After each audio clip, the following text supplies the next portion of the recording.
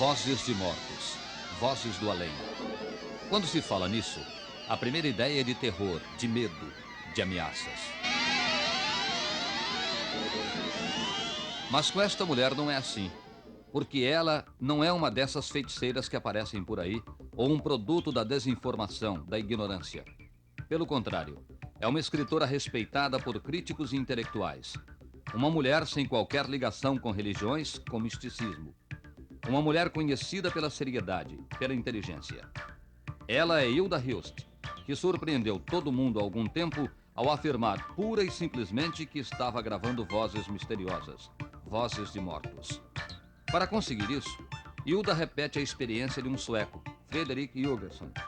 Ela coloca num gravador ao mesmo tempo um microfone e um aparelho de rádio ligado no espaço entre duas estações e fica gravando.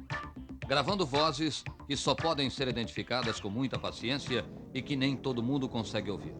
Para mim, logo no começo, apareceram vozes assim, entravam de repente numa fita, numa música e diziam só Hilda. E depois de 4 anos de trabalho, eu recebi uma voz que dizia: vamos estabelecer no mundo rede telefonia. E de modo que eu não me importo se as vozes são banais ou não. Muitos pesquisadores se chateiam com esse aspecto banal, por exemplo, de comentar a sala, de comentar a roupa, de ter humor, até eles fazem muito humor. Aliás, é uma coisa também que seria bom desenvolver, dissociar essa experiência de qualquer ideia de terror, quer dizer, Bossa Bela Lugosi. Não acontece absolutamente nada com essa comunicação no plano do terror, quer dizer, qualquer pessoa que tenha construído alguma coisa ao redor das vozes no plano do terror, não é verdade. Eu gravo vozes de pessoas mortas. Por coincidência, um filme que conta a história de uma mulher que, como Hilda Hilst, consegue gravar vozes de pessoas mortas, está sendo exibido em São Paulo e Curitiba. É o último filme de Walter Hugo Cury, As Filhas do Fogo. E uma outra coincidência.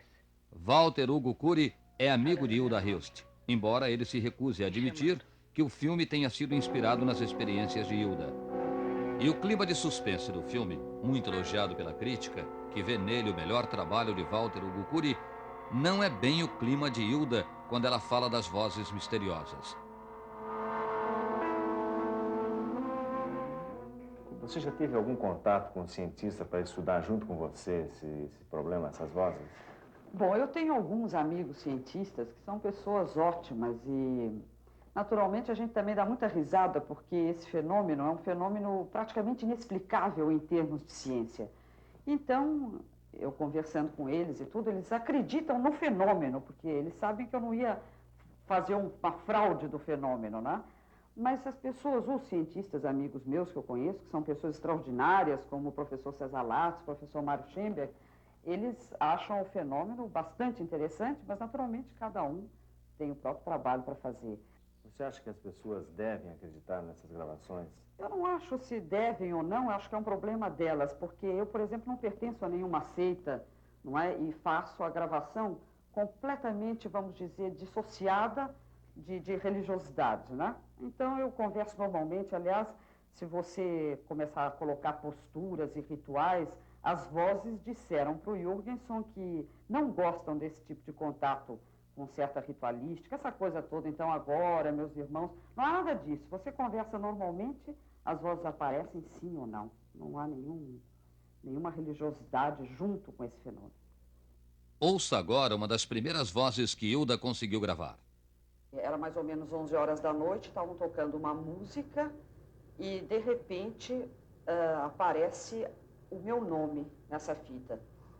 A cantora, em vez de dizer o que ela teria eventualmente que dizer, ela diz Hilda, mas mais sussurrado, tu es près de moi. Que isso quer dizer, em francês, você está perto de mim. Então eu vou tentar ver se vocês conseguem ouvir.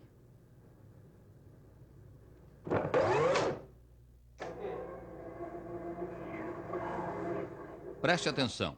A voz que diz Hilda é logo no início. É logo no início da gravação. Ouça bem.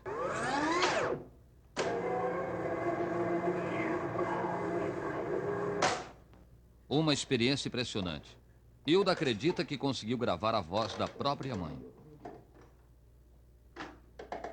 Uma noite eu pedi a um sobrinho meu, que era o neto predileto da minha mãe, já falecida, que conversasse com ela como se ela estivesse viva. Aí houve um diálogo, quer dizer, houve um monólogo dele, muito extenso. Eu disse, bom, não tá acontecendo nada, então termina. Na hora de terminar, ele diz o seguinte: eu espero que a senhora esteja feliz. E nesse momento aparece o sim, que eu reconheci definitivamente como o sim da minha mãe. Um pouco comovida, mas é absolutamente ela. E ele continua zelando por nós. Então, depois da palavra feliz, aparece a voz da minha mãe, sim. Eu acho essa palavra muito importante. As palavras que aparecem no gravador simples, quer dizer, só com o microfone, são importantíssimas, porque só havia nós dois, estávamos na sala, e essa voz é uma terceira voz que não é identificada nem com a minha voz, nem com a dele. Então, eu vou tentar mostrar para vocês. Logo que o sobrinho de Hilda diz feliz, a voz que Hilda acredita ser da mãe dela diz sim. Vamos voltar. Péssimo exemplo. Tudo bem que a senhora esteja feliz e continue zelando por nós. É um sim meio sussurrado, depois que o sobrinho diz a palavra feliz.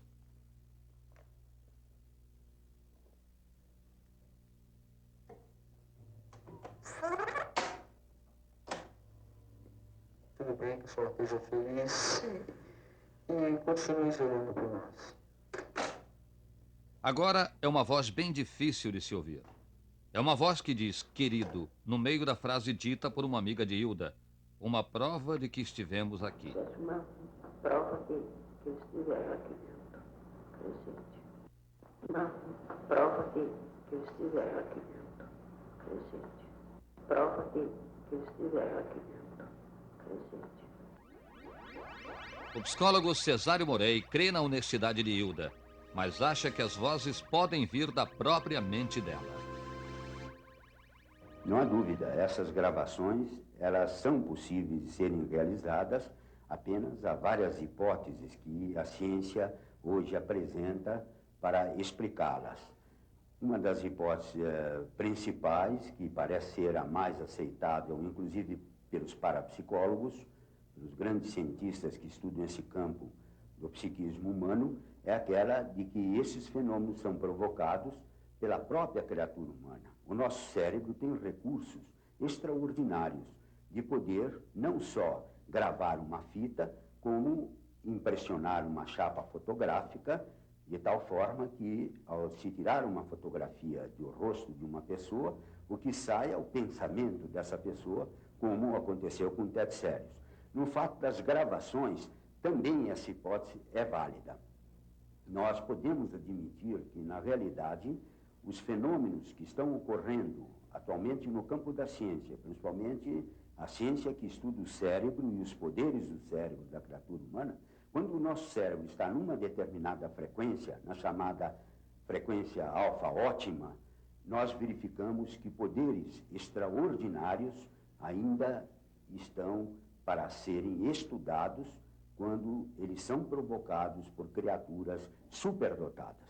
E você é uma escritora famosa, não tem medo assim que as pessoas pensem que você está ficando louca, essas coisas? Não tenho medo, porque se eu estiver louca, eu estou muito bem acompanhada. Porque o Instituto Max Planck em Munique faz a experiência, a Universidade de Dublin, o professor Hans Bender da Universidade de Friburgo. E depois eu acho que todos os inovadores são comentados assim no início como pessoas um pouco estranhas, não é? E que se todo mundo tivesse medo de fazer inovações, quer dizer, se tivesse medo de serem chamados de loucos, ninguém faria mais inovações. Eu acredito que várias pessoas que modificaram até às vezes uma vírgula num texto foram chamados de loucos. Isso eu não me incomoda, não. Acho que é uma boa companhia.